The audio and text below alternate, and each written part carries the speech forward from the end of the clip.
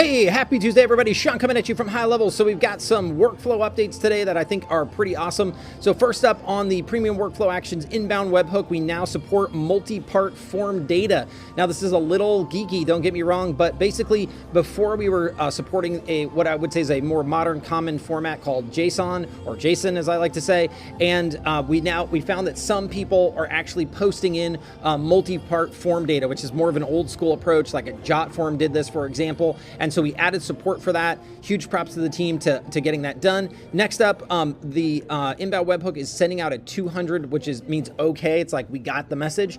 If there's no payload in the inbound webhook, we were posting back a 422 status code, but some people were basically just posting in 0 payloads, which is fine, which is why we fixed that or changed that. So that's done. Also, consider the field type in the payload for if else. So previously, all values in the payload were treated as strings. So let's say you sent in a number, we didn't look at it as a number, we treated it as a string. However, with the latest update, the payload may include numbers or booleans. A boolean is like a true or a false, and then you can actually use that. So let's say you pass in like, whatever, likes tacos is true. You can actually say if likes tacos is true, do this in the if else in the conditional. So if we look at that in the screenshots, so here you can see like if product price equals 20. So a second ago we were treating that 20 like a string and you couldn't use it as a number. So that's been fixed. And then again, here's the booleans.